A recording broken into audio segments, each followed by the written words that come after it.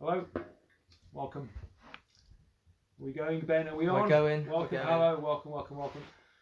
It's we're a couple of minutes early, so as is normal in these things, Ben and I have a little chat about various things. I think we should start, Ben. Dad. Thank you. Just in case. Welcome. Son. Yeah. Lovers. We are going to talk about seduction tonight, so. Carry on.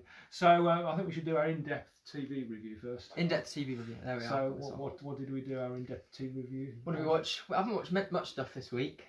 I'm busy, I think. But we watched Killing Eve. So what? Episode 4. Yeah. And slightly better. Slightly. Yeah, it was getting better, wasn't it? A little bit slow. It's not quite the same as it was. It didn't seem to move. It seemed to sort of just, I don't know, zigzag around the same point. So I wasn't quite sure it moved the story. Well, there's a lot of storylines, wasn't there? So I'm not going to spoil it, but there's a lot going on. Yeah. Not much going on. Okay. What else? There was Run. Now that got a bit more interesting because not really giving much away because you'd watch it, but two people run away together, and you're not quite sure about the relationship between the two of them, the relationship they got with their previous partners, and someone else has turned up and is causing some interesting havoc. That's a good word. Havoc. Some interesting stuff. So anyways, the run is getting better. So I think that's episode 3 of that we've seen, isn't it? And I like to do my literary review, my book review. Oh, we haven't plugged in the mic. Have we not? No. Oh, it probably sounds alright though. Anyway, that was. Oh, honestly, I've been a bit all over the place. There we go. You sure? Yeah. So I think we need to ask people if they can hear us okay. Is that better now? It's probably worse. It's probably worse. Jeff, you're the arbiter on sound. You're our sound engineer, so just let us know if you can hear us okay. So yeah, book review. I said last week I was going to read a book called Lock-In by John Scalzi, and it was really good actually.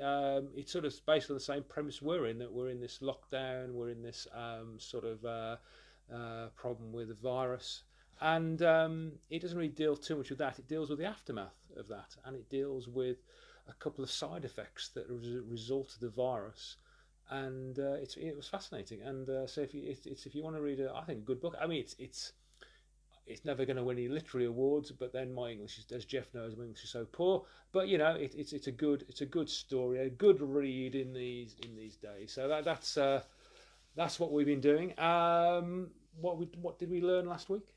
What was last week? Oh, you remember what we did last week? What No, were the wines?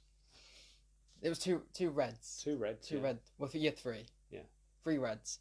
Shiraz. Well done. We did Shiraz and Syrah. Yeah. So we talked about those. Talked about the type of wines they were, where they were from, differences, all that type of stuff. Which one did you like? I liked the Syrah, didn't I? You liked the Syrah one, yeah. Yeah. The Shiraz was a bit too much. Too much for you, was it? Yeah. Yeah. But the Syrah was okay. We managed to finish them off afterwards, so it was not too bad. You did. We did. Someone had a good night. We did have a good night. So is it 8:30 yet? Just about. How many people we got? 52. Oh, it's worth starting then with 52 people. They want to hear 54. you. It's going up. Okay, so welcome. Look, I'm Rob. This is Ben, and for any of our new folks joining us, this is Series 2. Series 2. It was so long after Series 1, wasn't it? When was Series 1? We clearly haven't had enough time to really mull over Series 1. to make. We've just gone straight into Series 2. Well, and we discussed this week that when Series 2 starts, and they haven't had enough time. We did discuss them. So we clearly haven't enough time. Maybe we have had enough time, and Series 2 will be just as good as Series 1. Well, we haven't got a lot to improve on. So I've not received a pay rise for Series 2. Usually that's what you usually get, isn't it? I'm giving you 100% pay rise. Ah, yes. Well, yes. We know that 2 times 0 is still nothing. You see, your A-level maths comes in useful. So welcome. So I'm Rob. I'm on the wine school. This is Ben. Ben started Series 1, which is only 4 weeks ago. Carry on with the series thing. I think so. Yeah. Okay, fine. Yeah. Why not? So he started again with knowing very little about wine. He still knows very little. Thank you. His knowledge was Echo Poor. Falls, and that was about it, wasn't it? So he's carry on now. At the start of when we did all this, hold your wine glass up. Okay. when he started, we made him start on small glasses, and I was hoping by now it'd have transitioned to a larger glass. But look, Size doesn't matter. We've said it before. I know you're saying that, but the Joker's worn thin by now. Was it a joke in the first place? So I'm not sure, guys. I think maybe if we ever make it a Series 3, if there is a Series 3. Then look, I want to broadcast to the world. This is good. Bless them, poor things. So we're gonna. So hopefully, maybe if we get to this, maybe we get later on, you can move to maybe a medium glass. Maybe we can have a sort of a halfway house. Is that all I am to you? Anyway, so tonight we are all going to talk about Pinot Noir. And the good news is I only have 2 wines. So if that's bad news. Well, maybe. But if you manage to buy the case of wine of Fraser's, then we've got 2 Pinot Noirs for you. 2 South American Pinot Noirs, one from Chile, one from Argentina. So hopefully those are going to be pretty good. We're going to talk about those minutes. And I do think, Ben, Dad, I do think Pinot Noir is the most seductive of grapes. Ooh. Who is it? Why'd you say that? Well, I will come to that. But what do you know about seduction? Not much. Let's move on. You're not going to get drawn. I'm not going to say anything. I was trying to draw you in. So. Oh, were you? You trying to seduce me? Well, I'm not seduce you, but I wondered if you had used any of your seductive skills on anyone. Seductive skills? Have you got any? No. I'm not saying anything. I work with kids. I have a DBS check. Perhaps he has no. So actually, there was a article on Pinot Noir. You read the Guardian, don't you? Do I? No. So you don't. Yes. Well, I don't know. No. In the Guardian yesterday, there was an article that was based around Pinot Noir, which was that people had found a new wine, and this is a bit personal. You know that I can't go through the whole evening, get through the whole night, can I, without getting up and having to go to the toilet? I mean, that's just sign of age, I'm afraid. If you get to my age and you can't go, guys, you'll know this. You can't go through the whole evening without. Girls as well. Well, it's prostate, you see. It's Stop. prostate. So I just say, but you can't go through the whole evening without. So you have to get up. And so I read this article in the Guardian where it talked about a new wine that you could drink last thing at night and stop you having to go to the toilet. That would be excellent, wouldn't it? So you could have one. My favourite pleasure, drinking a glass of wine. If you drink enough of normal wine, it knocks you out. It knocks me out. I still have to get up and go to the toilet. I reckon that this was great. So this was a brand new wine that you could. People don't really want to know, so just skip to the. No. So they're saying I was interesting. They'd like to know this wine where you can drink last thing night, and it was a blend of 2 grapes. It was a blend of Pinot Noir and Pinot Grigio. It was called Pinot Noir. Sorry. I do know. Well, I do know one more joke. Can I tell you another joke? Oh, well, was it meant to be funny? Well, I don't know. One more joke. Okay. I'm not. This was in the Kids Christmas cracker. Okay. What did one crushed grape say to another crushed grape? I don't know. Not a lot, but did let out a little wine. Yeah. So anyway, I'll stay. I think the first one was better. I'll stick with the day job. Two wines, Pinot Noir. I say thank you. I've got my wine school chums helping me, so I've got Jeff, Rupert, Dominic, Helen, and Katie. Some of those hopefully will be on the call. I think some of them have said hello already. Yes, Mark. That was a bad joke. It was. Really bad. So they're going to help me. So if you ask any questions, put any comments in there. They guys are going to help you. Ben will have a look there. So if there's any really interesting questions, they're all interesting. Sorry, any questions we get to, we'll answer those as well. And if not, I'll catch them up later. But they will help you as we go through the next sort of 40 minutes or so. So Ben, Dad. You haven't got to your dad every time. They know now. Okay. So anyway, what we're going to do is you have to tell me. Yeah. Okay. I'm going to ask you a few questions later on, but your friends can help you. So you ask. He's going to get ready. I'm going to test before. He's going to. If you can help Ben out here. Okay. I want you to tell Ben in the comment section which countries grow the most Pinot Noir. Okay, so which countries grow the most Pinot Noir? So Jeff, I'm counting on you, mate. so if you can tell Ben that, and I'm going to ask him a few questions. I've moved away from Who Wants to Be a Millionaire questions because clearly Everyone's coughing in the comments. Clearly, everyone's coughing and cheating, so we're going to move away from that. Maybe I'll bring it back next week. But for tonight, I'm going to ask him some simple questions. Which countries got the most wine? So if you can help him out with which countries do, he might have a better chance at answering the questions. Okay. While you help Ben, because there's always a bit of a time lag on that. So while you help Ben with that, I'm going to just cover a bit more, if you like, background on Pinot Noir. It's actually one of the oldest grapes. It was in France pre-Roman times. So it's been around an awful long time, so over 2,000 years or so. The first record was in 1375, and I love this. Philippe the Bold, or Philippe, Bald, Philippe the Bold, Duke of Burgundy. Okay, he issued an edict on Pinot Noir. Okay, that he wanted to banish, or ban Gamay from Burgundy. What's Gamay? Gamay is another grape. So he wanted to banish Gamay. Gamay and Pinot Noir both grow in the same sort of area-ish. Okay, so in 1375 he banned Gamay from the Côte d'Or. Côte d'Or is the main heartland of Burgundy, and therefore Gamay got rid of. And today into the main Burgundy area, Gamay only accounts for like 2%. So he did a pretty successful job of getting rid of it, and he sort of banished Gamay to Beaujolais. And so we're saying now it's all right just to banish. Well, apparently, if you're the Duke of Normandy, you can. I think, or Duke of Burgundy, you can. That's what they did back then. They could write edicts. No worries at all. So in a sense, that's why Pinot Noir is one of the main grapes in there. So have they helped you out?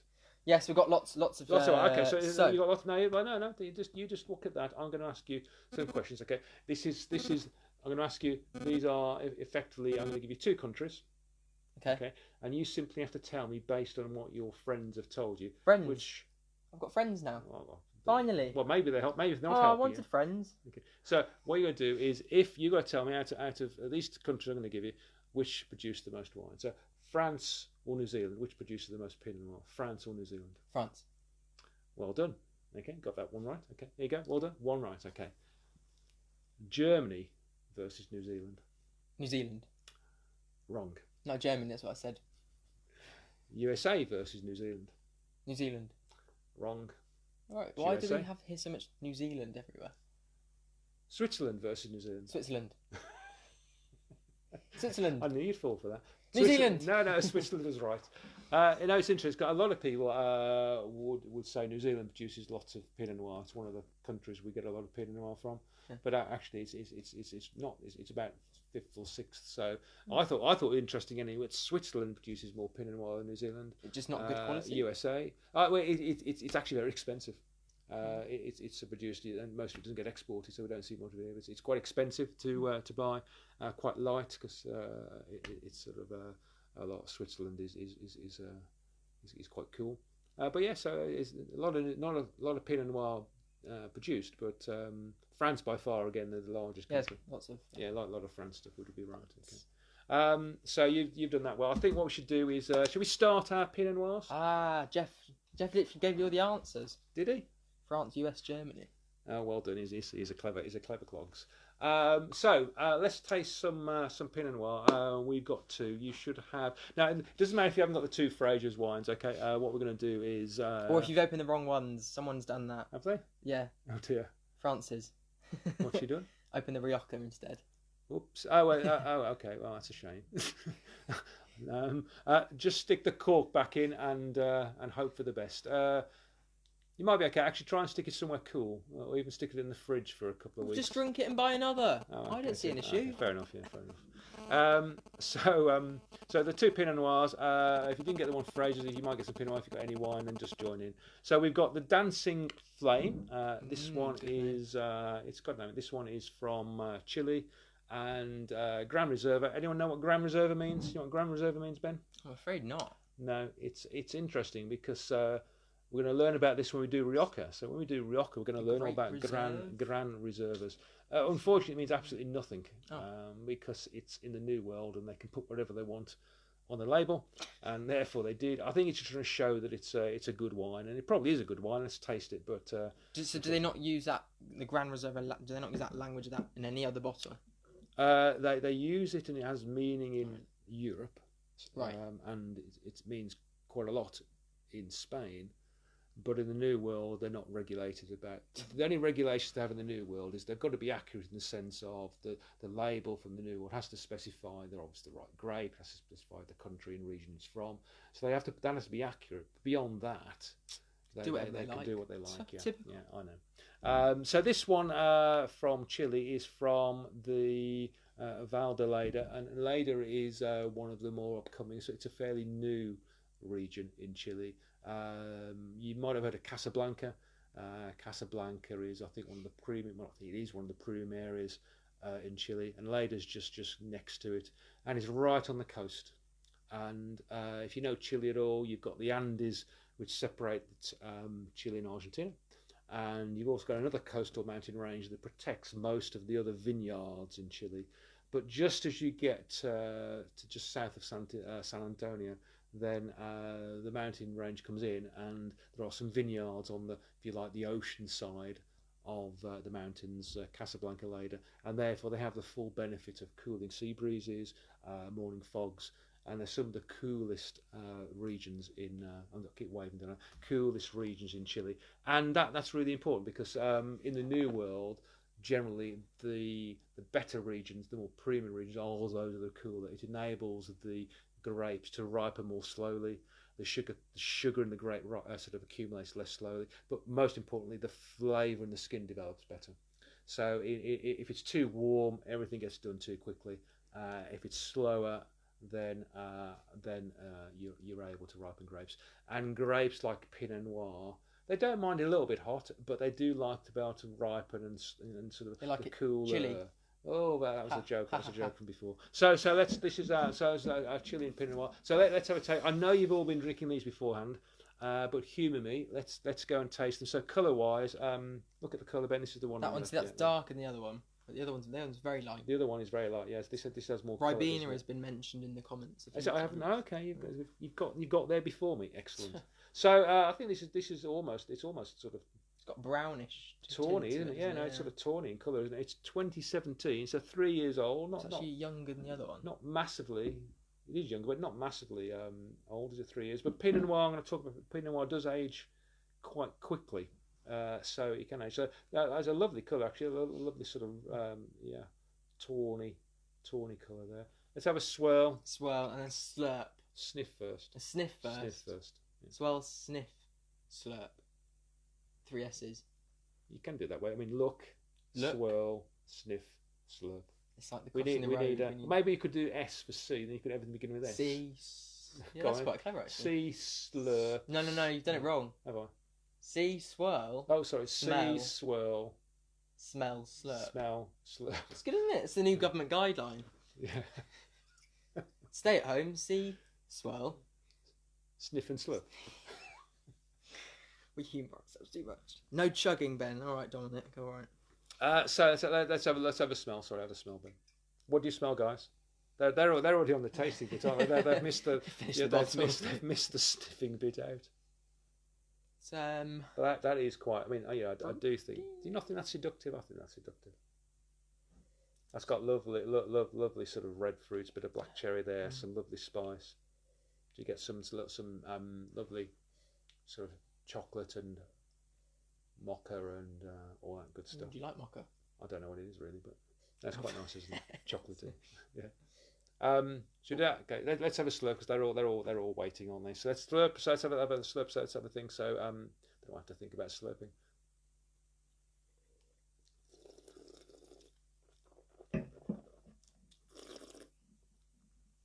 Interesting. Still slurping. Yeah, interesting. Zoe says licorice. Wow, that's not. I mean, I do love a Pinot Noir. So you're right. I mean, it's got. You're right. Some licorice there, some spice. Leather. Great acidity. I mean, you're right. It's starting to develop some flavours there. Some more tertiary flavours. You've got a bit of earth, a bit of what did she say? Lots of different stuff. Peppery. It's got nuts. It's got we smell sulphur. That's not a good thing, Francis. No, not a good thing. I think if you've had the bottle open like I've had for about an hour or two, that would have gone. I think normally sulfur can come when you first open the bottle. It should disappear, hopefully, but maybe not. Yeah, so I think there's a lot going on there. I mean, and Pinot Noir. That's a good one. I quite like that. It's still light. It's fresh. I think it's reasonably alcoholic. 13.5%. I mean, which is not bad, is it? Really? It's a good night out. It's a good night out. But if it's still Paul's fresh, not keen. You're not keen, Paul. He says it tastes like cough medicine. Well, which isn't. I don't think. No, not a good thing. That's a good thing. It might be. I think Pinot Noir is a challenging grape to like sometimes. It does divide opinions. It does require maybe a bit of getting used to. But I think once you fall in love with Pinot Noir, once it's seduced you, Pinot Noir does seduce me. You're right. Yeah. Easily seduced. That's not good, is it? And Chile, actually, I mean, Chile has almost the most perfect climate for growing grapes. It's warm enough so the grapes ripen. It doesn't suffer from sort of frost or times when grapes don't ripen. It has little rainfall, but it has all the water that runs off from the Andes. It has vineyards that are close to the ocean, therefore cooler vineyards. It has warmer vineyards in the Central Valley or Valley Central, which enable it to ripen grapes like Syrah and Cabernet Sauvignon well. So I think actually, if you're ever going to invest in a vineyard, then I think Chile would be a good investment. And there are some French winemakers coming to Chile because recognising the quality. I think Chilean wines have got better and better every year, and they sell an awful lot of them at the cheaper end of the market. Which I think offer really good value for money. But if you start paying, I think these are about £11-12 a bottle. If you start paying above £10, £15, you can get some amazing wines from Chile. So I think what we'll do, what we'll do, because people can tell if they like that or not. But obviously, what we're going to do, we're going to taste the Argentinian one, and we'll see which they like. Okay. So the Argentinian one's much lighter, isn't it? Are we doing that now? Or not I think so. Let's do that now. Okay. It is lighter, isn't it? Yeah. And that's not as that doesn't look as old. It's interesting. It's only 1 year younger, but that to me sort of has a sort of a more ruby, maybe slightly garnety colour, but it doesn't look as old, and it is lighter as well, isn't it? I think actually it might have more alcohol. Let's have a look at the alcohol on it. 14%. So that's weird, isn't it? So you sometimes expect colour to give you an indication of power, but that's not always the case. 14% is quite high alcohol for a Pinot Noir. So lighter in colour, and yet with the alcohol, seemingly more powerful. But vodka's clear, is all I'm saying, and gin. That's because it's distilled. Yeah, but it's 37.5%. It starts off with colour. No, vodka's actually 95%. Is it 95%? What? ABV. Okay, what's the 37.5% I read on the bottle? Well, that's because they water it down. Right. To be a vodka, we'll do a spirit. We will do a spirit tonight one night. So vodka is the most neutral spirit you can get at 95% ABV. The Americans take it up to 96% ABV. But of course, if you drank alcohol at that level, you just yeah. So what they do to make it safe-ish for consumption. Safe-ish.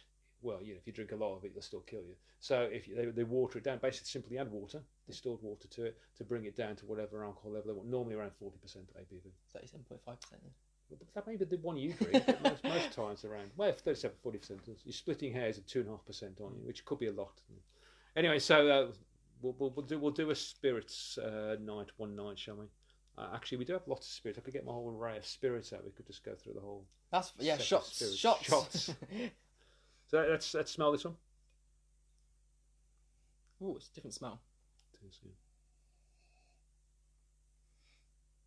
yeah. That has a sort of getting less fruit.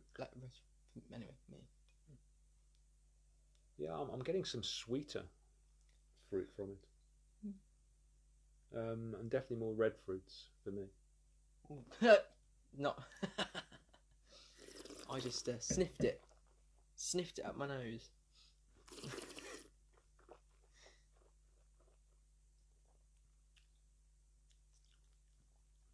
Again, some lovely spice coming through there. You've got the heat of the alcohol, so the alcohol comes through more on this wine, doesn't it? I think you can notice that more. Acidity, again, crisp and fresh.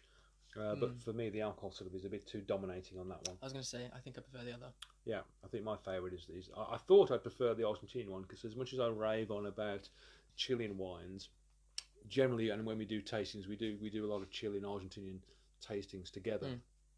Normally, at the end of the evening, when we do votes for which is the favourite, Argentina tends to win more times than not. But anyway, so what do you think? You've tasted both of them, so I think we're going to go for Heart if you like the Chilean one. Do it again. Heart. There you go. That's a good Heart. Getting better every week. Heart if you if you like the Chilean one, which is Dancing Flame, and first one. Thumbs up if you like the Argentinian. What's it called? Al Patico, the Argentinian one. A bit more about the Argentinian one while you're voting. So Ben, you make sure you count the votes. We're doing thumbs up for the Argentinian one, the Pinot Noir from Argentina, Al Patico, and Heart for the Dancing Flame one. See who wins. Again, I mean, Argentina again has a good climate, and most wines you get from Argentina are actually from Mendoza. Mendoza has a reasonably high altitude, so you've got 1,000, 2,000 meters. And it's the altitude in Argentina that keeps the vineyards cool enough to grow vines there. If you didn't have the Andes, didn't have that altitude, it would be way too warm. There's no cooling sea breezes, there's no morning fog, nothing to cool the vineyards down. So Argentina, most of Argentine vineyards are in the Andes, that area, that part of Argentina, and they need the altitude.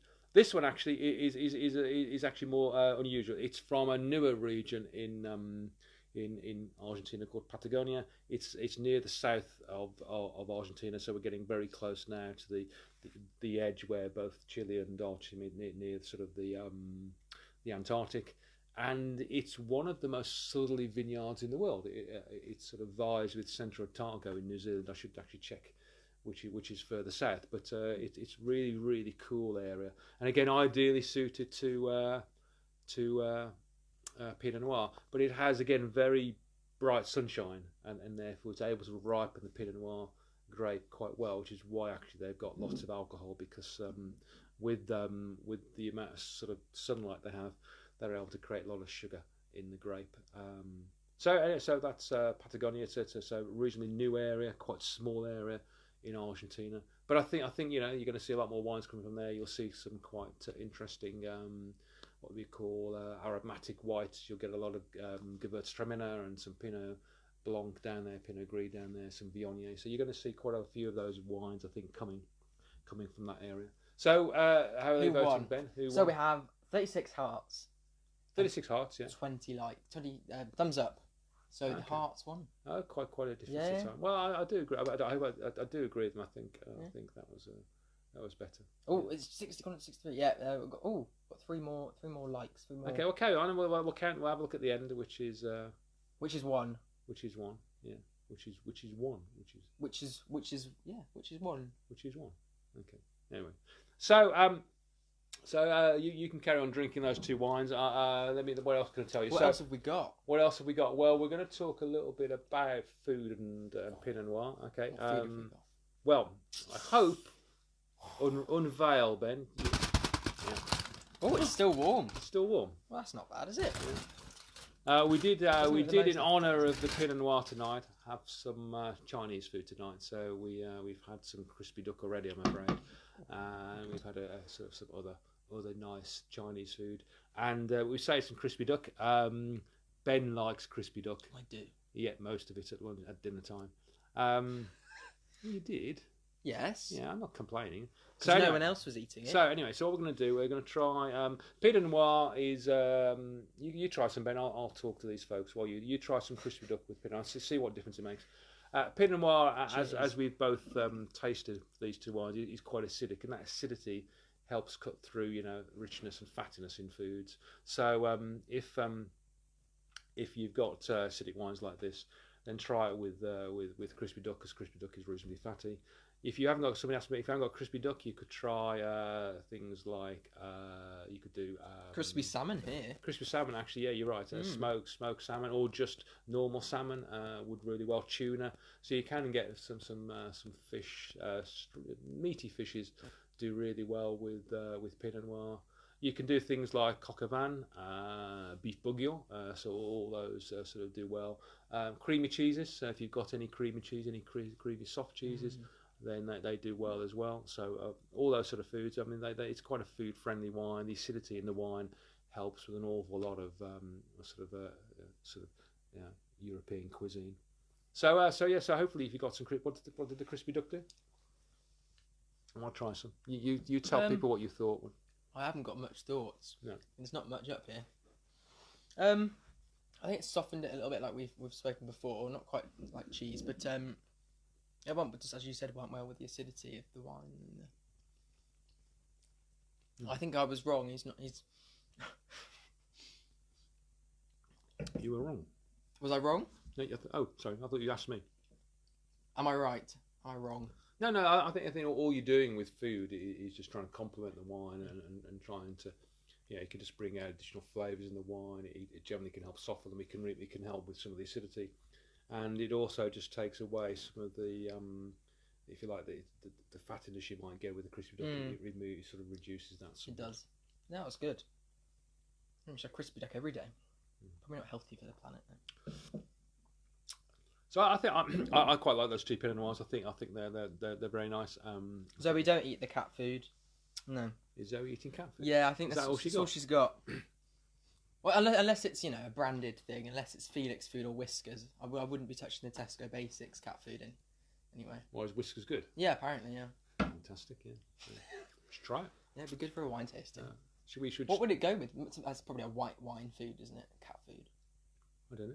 Yeah. Should we try it next week? We've got loads of pouches. Well, we could have chicken, tuna, salmon, and beef. That's the. Is that the four we have? Is it? Yeah. Maybe. Wet food. None of this dry food. If you want to try the very cat food, press the thumbs up button. If you want, please do not encourage him. If you want to try the top Pinot Noirs in the world, then you need to head to Burgundy. So Burgundy is the home of Pinot Noir. This is where the Grand Cru vineyards are. So you've got villages like Gevrey-Chambertin, and probably, arguably, I've said this a couple of times because I'm still hoping my wife watches this and will one day come home. One day, actually, she's out at the moment. Where is she? She's out. Okay. No. Okay. If we ever win the lottery, all the premium bonds, then I'm hoping a bottle of DRC, Domaine Romani Conti. It's only about £4,000.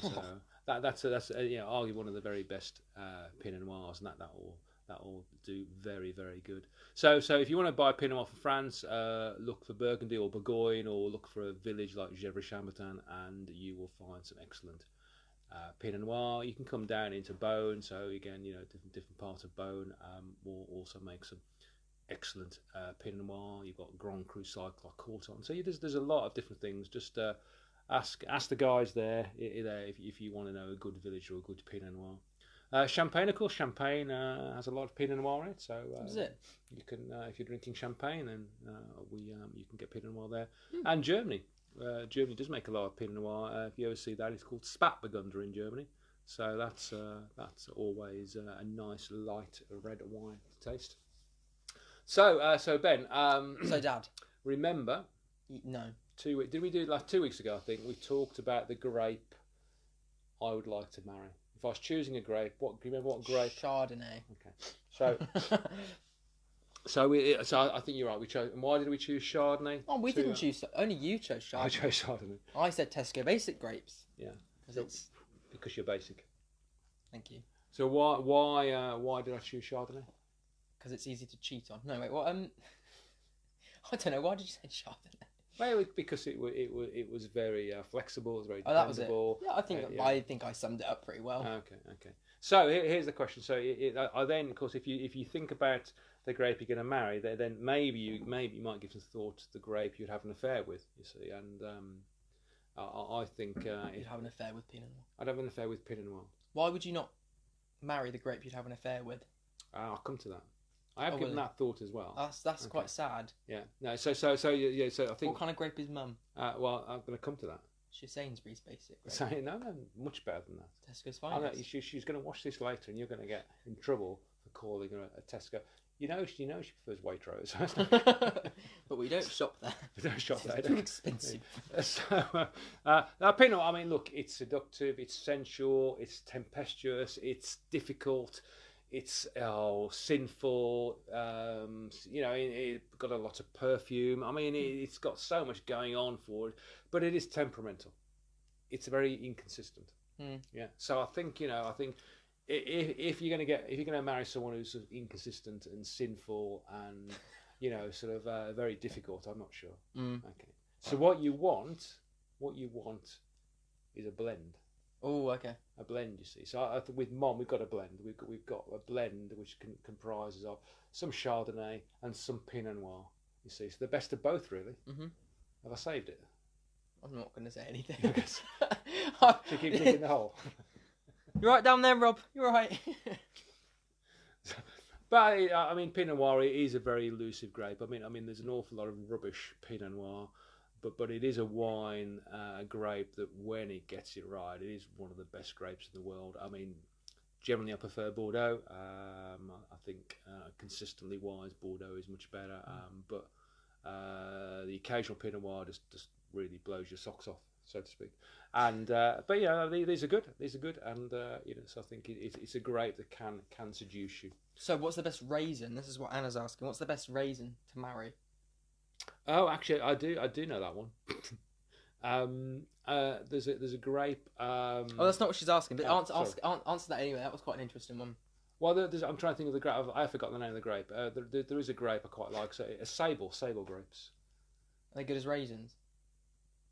Well, they're just nice grapes. So if the grape has nice flavour as a grape, it should be a nice grape as a raisin, shouldn't it? I don't know, that's my theory anyway.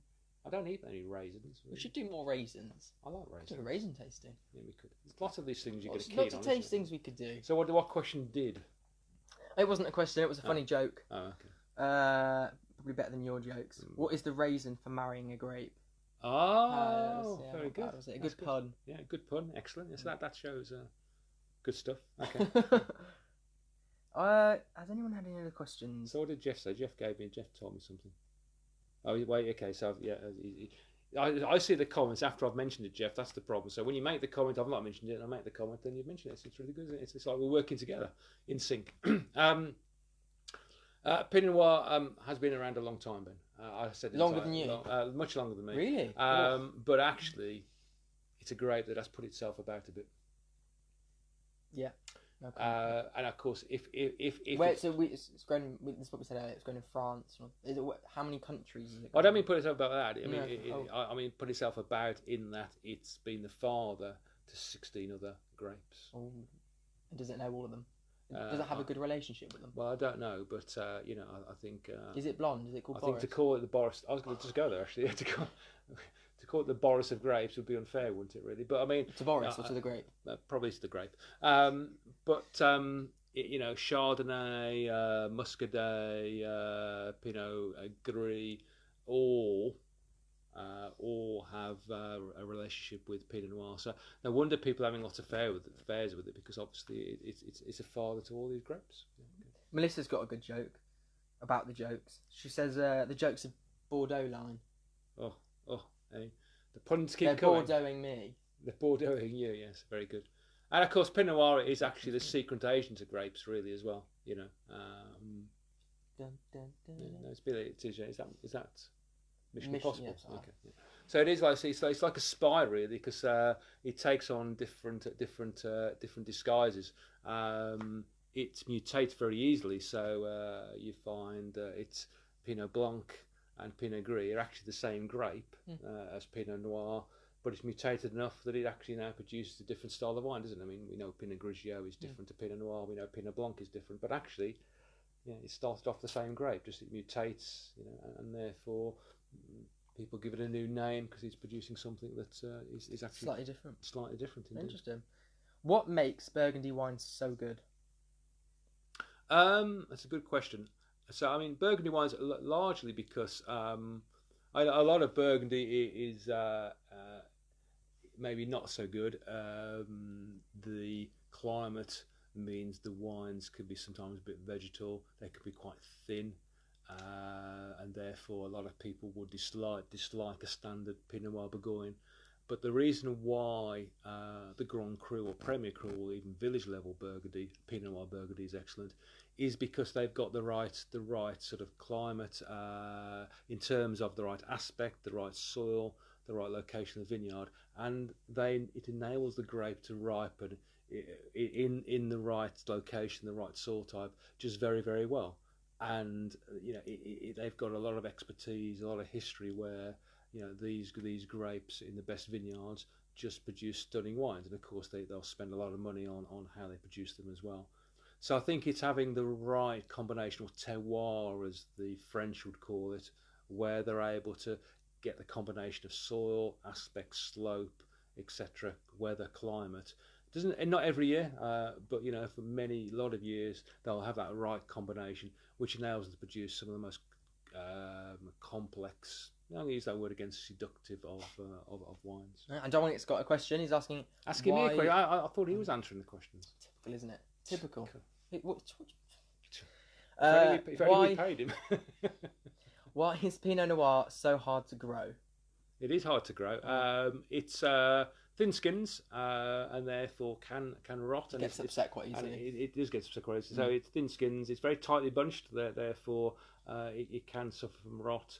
And it's a grape like some of these grapes that they don't always grow well. They have to have everything going for them. So if they haven't got it, the right climate, the right soil, the right weather, then they just throw their toys out the pram and they strop off. You see, so that's also why you wouldn't want to marry it, I think. But so again, they're just challenging, because if they don't get everything going their own way, they basically have a strop. Ah, interesting. Yeah, I think I can't see any other questions. Okay, so with Pinot Noir, try and make sure that you drink it sooner rather than later. Most people prefer Pinot Noir with red fruits and fruitier. So Pinot Noir can age quite rapidly. In 5 years or so, you've got quite an old Pinot Noir. And I love older Pinot Noir, but then I quite like these older mature flavours. You can get farmyard. You can get sort of mushroom and earth and all sort of spice. So you've got to be quite careful if you drink Pinot Noir too old, because that mushroom smell, that farmyard smell can sort of dominate, which can put a lot of people off. It doesn't sound nice. It's wonderful. It is wonderful. So I think try Pinot Noir when it's old. It's worth trying to taste it. I think this dancing flame is starting to see some development come through. And for me, that's why I think I prefer it. I think it's good. It's got a little bit more going on to it. You can't keep them if you've opened the bottle, but we could have put these down somewhere for another year or two, and they would have developed, I think, quite nicely. Anyway, so Ben. So Dad.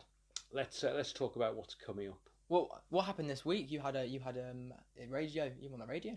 I did. I meant to mention that. I did have that. I did. Thank you for asking that. Yeah, it's very exciting. I had a call on Tuesday morning from Brett, my new friend, and Brett called me and said, "What are you doing, Rob?" And I said, "Not a lot." And he said, "Would you like to be on Caroline Martin's show?" And you said, "I'm all right, thanks." And I said, "That would be very, very kind." Yeah. So I think at 1:10, there I was, waiting and ready to go, and we had a quick chat about wine, of course. We had a quick chat about whether or not wine needs to breathe. Does it need to breathe? That's the real question. That's the real question, isn't it? And of course, the honest answer is a lot of wines made today are made for immediate consumption. And I did tell my story, which I got wrong on the radio, but it's always the way, isn't it? I didn't tell it well, was that 80% of wines are drunk within 2 hours of purchase. So clearly, oh, really? Clearly, most people believe that you don't need to let it breathe at all. But there are an awful lot of wines out there that letting them breathe a bit would help. And I do maintain that actually, you don't need to. I think any wine that you get out, give it a chance to get some air into it, will just help. Some wines only need 10 minutes. I think you can't do any wine any harm having it open for half an hour or so. The only thing, and it mentioned this in the newspaper article as well, the only thing you need to be careful of, if it's a very old wine, But then again, I don't know many people who drink wines that are very, very, very old. We tend to drink wines when they're in their younger phase, and therefore allowing them to age, allowing them to have a little bit of air won't do them any harm. So probably right, you don't need to for a lot of wines, but it doesn't do any harm, and some wines definitely benefit with a bit more air. We are going to do our Burgundy tasting is now sold out, so thank you for all those people who've bought the Burgundy session. So Jeff and I are going to do that starting Tuesday night, and I will send a note out to Monday on Monday, because maybe folks doing that Burgundy tasting on here tonight. But if you are, it is worth just getting those Burgundies out, opened in a glass, probably half an hour before we're going to start. Even we're doing a Chablis on Tuesday, so even get the Chablis out the fridge half an hour before. Let it just slowly warm up, and they're going to taste a lot better. Lot better. A lot better. Does every Pinot Noir result in a really full-bodied red? No. So these two Pinot Noirs, although they come from the cooler parts of Argentina or Chile, they're still relatively warmer than Burgundy. So if you tried a Burgundy, if you tried a Bourgogne, you're going to find it less alcohol. You're going to find it lighter bodied. You're going to find more red fruits, maybe a bit more vegetable aspect to it. I still like those. I think those are still good wines, but they probably benefit it even more so with food. As you go up the quality level and the price level in Burgundy, you will start finding them a bit richer, but they'll have something else. They will have extra elegance and complexity that these new wood wines can't have. So you'd rather have an affair with an older grape? Always. Sounds good. Indeed. So we are going to do. So we've got the Burgundy tasting on Tuesday, so we will do that. I'm also planning to put on a lot more tasting using Zoom. So we're going to use Zoom and put on. We're going to do some gin tastings there. We're going to do. I'm putting together a very high-end Penfolds tasting, and we're sort of trying to get the right people involved in that. We want to try and get a Penfolds winemaker. We might get the guy who runs Penfold in the UK sort of coming on. So we're trying to get sort of that off the ground. Because I'm not good enough, apparently. Not good enough for Penfold. So we're going to do top end Penfolds tasting on Zoom. We're going to do some other top Australian wines.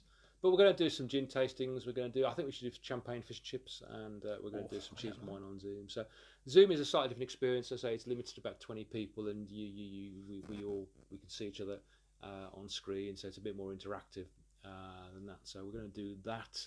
We're going to do more of those we're going to get an announcement on Sunday, aren't we, from our Prime Minister as to how we're going to be locked down or not forever. Locked down. But I don't think we're going to see much change. So we are going to sort of plan to do more online. Of course, we've got our Facebook. We'll continue to do our. Unfortunately for you, we will continue to do our Facebook Season 2. Facebook Live sessions. So next week we've got next week, Ben. I should have got my list in front of me. What food? Sauvignon Blanc next week. What food? That's what people care about. Just the food. So we're going to Sauvignon Blanc next week. To go to cheese again would work, and I'll think about other cheeses. So you can do some. I think we'll do some cheese next week. So softer cheeses generally. We've got 2 Sauvignon Blancs to try. We've got one from France, one from New Zealand. Therefore, we can do a great comparison of the two. They will taste very different. So we'll do a comparison of those two. Some softer cheeses next week, I think, for that. If there's any other food, I'll give you a shout on Facebook or the website. Then we're going to do the week after. So that's next week. That's the 14th of May. The week after that is the Rioja night. So we're getting 2 different styles of Rioja there. We're going to do a young Rioja, which is called a Hoven Rioja. And we're going to do a Crianza Rioja, which is aged in oak for a year or so. So we're going to do those two wines as a contrast again. And on the 28th of May, we are going to do some English wine. So I'm trying to put together some English wine and let you know what that is. So that's on the 28th of May. And then if you are interested, we need to find some more readings to do. So if you want to write in the comments section about what you'd like to see. What I'm unsure about is whether to put another case together or whether we just go with getting wines that we can lay our hands on. So again, if you think the wine case is a good idea, just let me know in comments. If you're happy just to pick up some wines that I let you know in advance, then we can do that as well. So I'm conscious I don't want you to keep having to spend lots of money on these tastings. So let me know what your thoughts are, and we'll sort of plan that out as well. Alan's already looking for a Zoom virtual background. For me, okay, yeah. Oh, well, you need one as well. I need We'll one make as well. you one. Yeah. Make me one, yeah, okay. I don't think my laptop is powerful enough. I tried using. You can have Zoom. mine. We could put you in a wine bottle. Really? Yeah, that'd be quite cool. Okay. Because you've got a better laptop than me, haven't you? That's true. I'm afraid so. Yeah, it's true. How can someone who goes to university does earn money fair to him? Yeah, that's true. I worked yesterday. You worked yesterday? I got 20 quid. Why did you get 20? Just doing a virtual open day for the uni. Okay. That's not bad, is it? It's not bad. You only had 2 people attend, you said, as well. Yeah. Okay. Not a bad gig for me. I was meant to do this earlier. Oops. Can you hold it properly so they can see? Actually, so... They don't want to see you, though. You're irrelevant. So, well, that's true.